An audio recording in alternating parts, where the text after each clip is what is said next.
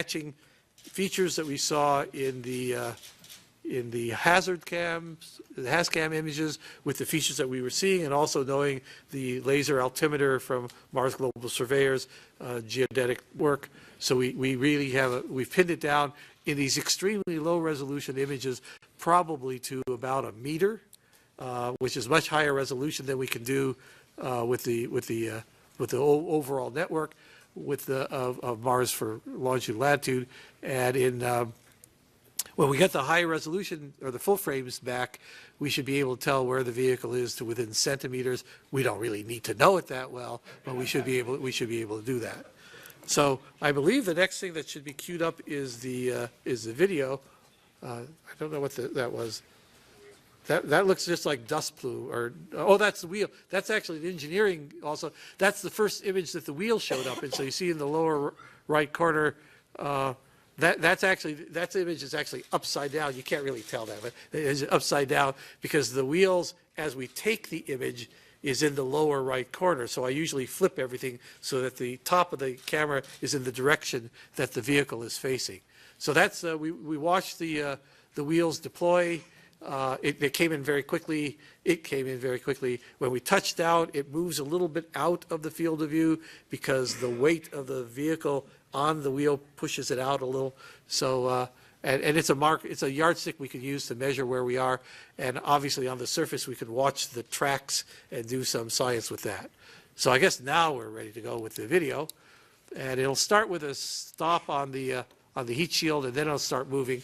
So there they are moving away. I call this stop action because it's really individual frames. We've done no modification of the frames to get them to line up or anything. You can see that it's basically facing to the top is to the east, and the dunes have left the upper right part of it. We're zooming around, turning. Some of that large motion you just saw was probably the divert maneuver, and now we're coming close to the surface. There's the dust down at the surface, and lots of dust, picking up a lot of dust, Houston, and and it'll stop pretty much when we get to the surface. See the wheels in the upper left there because it's the front left wheel. So I'm looking for.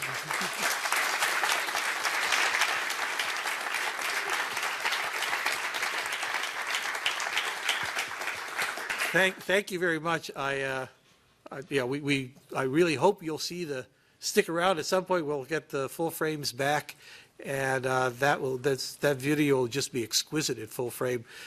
Towards the end, we'll be seeing things only a millimeter or two across in the final frames, and we'll be able to track the dust and get some idea of the velocity, the impingement force of the plumes. There's a lot of sort of exciting engineering and science we can pull out of the MARTI, and hopefully we'll get those out to you in the near future. Joy? All right. So I'm going to start with a video. The video that was put together by Doug Ellison. He used elevation data from high-resolution stereo camera that's on Mars Express, together with image data from the context camera on Mars Reconnaissance Orbiter, and color info from Viking.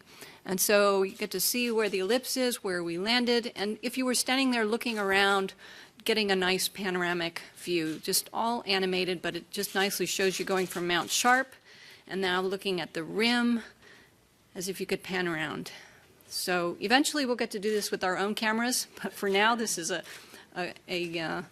very helpful tool for scientists to get a feel for where they are and what it is around them.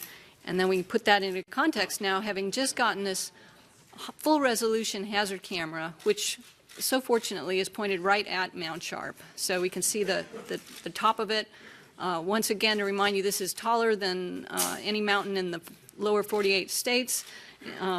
So it's pretty spectacular. We're currently, when we look at Mount Sharp, that is 22 kilometers away, or actually it's 28 kilometers in the direction of this camera, and it's, get that number wrong, it's 6.5 kilometers to Mount Sharp.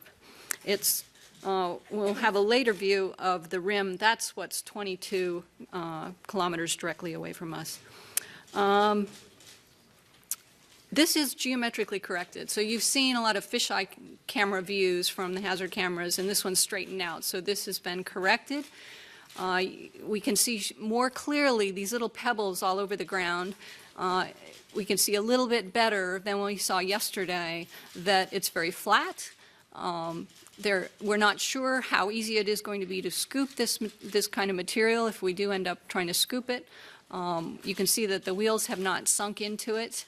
And we were struck by how the size distribution of these pebbles is relatively in a restricted range of up to a few centimeters.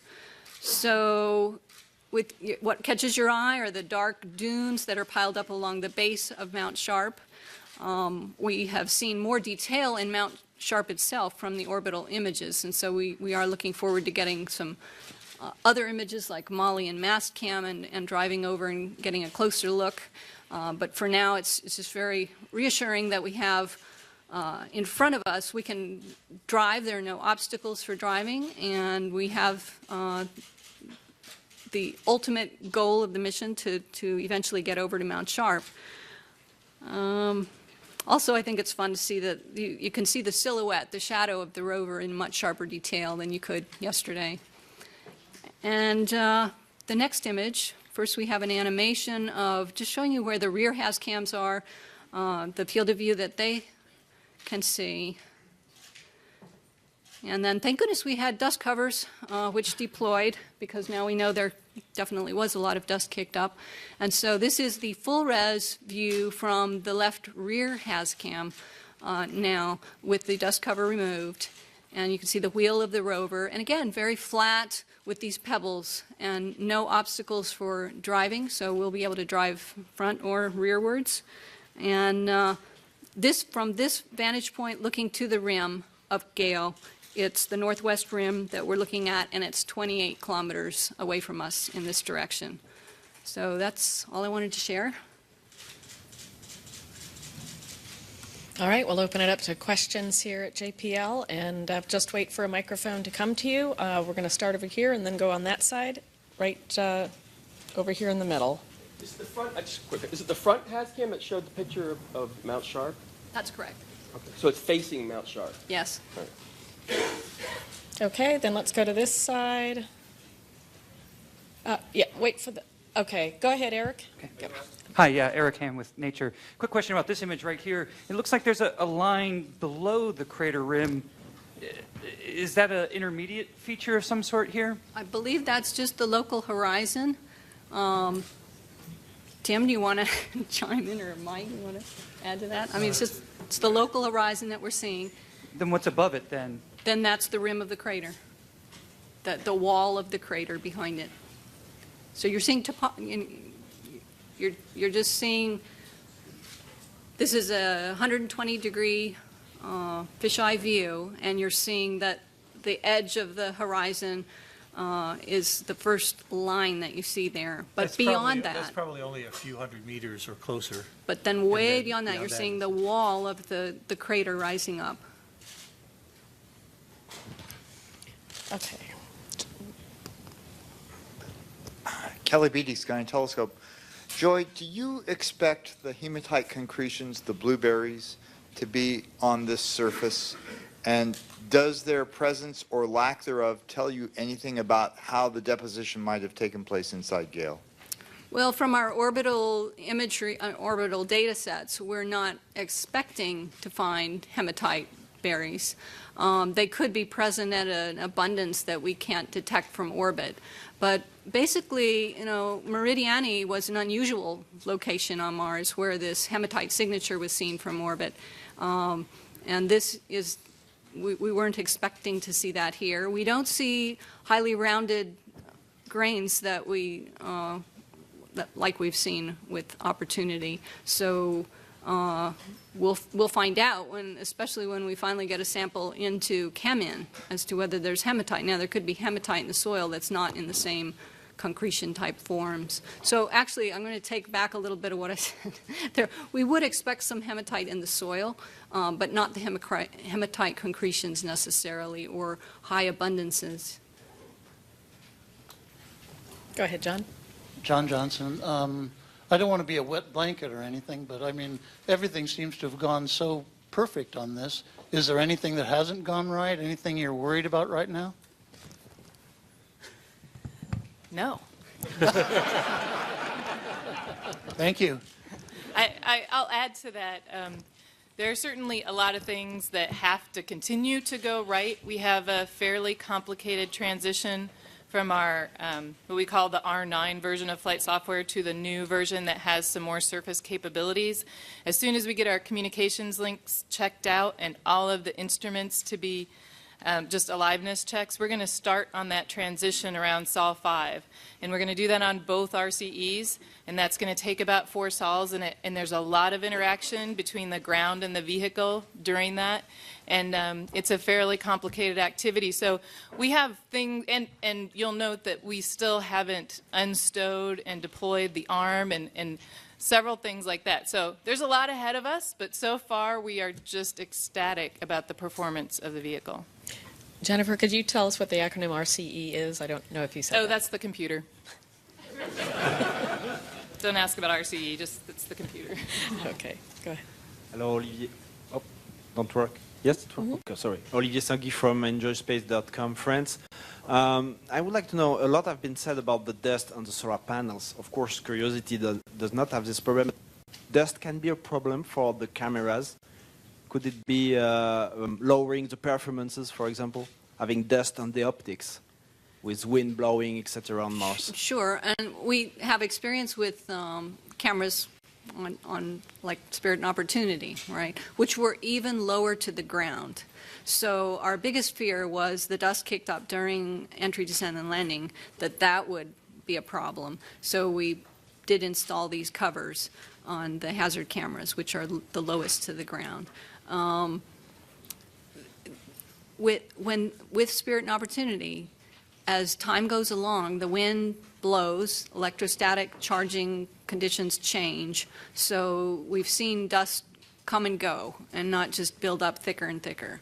So we expect to have similar behavior and hopefully better luck having the cameras higher up off the ground, but it remains to be seen. It can be a concern. Okay, we're going to the back of the room here. There's the microphone. Thank you. What can you tell us about the temperature and what the robot is encountering weather-wise? I don't have any numbers from, do we have data from REMS at this point? No. We don't have data from the meteorological station, the REMS station yet. So all we would have would be predictions. And I don't have those numbers at my fingertips. We will get the REMS data tomorrow. We'll get it early in the day, and then we'll also get it at the landing time so that we can correlate with some of the Sol 0 information. Okay, here in the middle. So this might be a silly question, but from covering the Spirit and Opportunity, when we wake up one of those rovers back in 2004, it was waking up because it had to wait for the sun to rise because those were solar powered, right? So, and this is a nuclear powered rover, I thought. So why are we just waking up? Like, shouldn't the thing be running kind of around the clock? Or Yeah. So yes, we have you already asked that question. a radioisotope thermoelectric generator, the RTG, which you can see here. Puts out about 100 watts. We also have a battery, 80 amp hours-ish, that stores energy. However, when we want to operate the vehicle, it's 135 watts or so. So we can't actually operate the vehicle simply on the 100 watts from the RTG. So when we power on the vehicle, we start to take energy from the battery. And so we actually have to manage the battery energy fairly well, and sleeping at night helps us do that. We have survival heaters. And additionally, it's so cold at night, there aren't that many things we can do without heating up actuators and using a lot of energy. So the RTG certainly helps, but it doesn't keep us from having to manage the energy balance every sol. So this thing's not going to be around-the-clock workforce, where it's, oh, with nuclear power, so you can go and explore during nighttime. That's not going to happen, right? It's still gonna We still have to have we have about 2,080 watt hours that we can use every SAW when you combine what the RTG puts out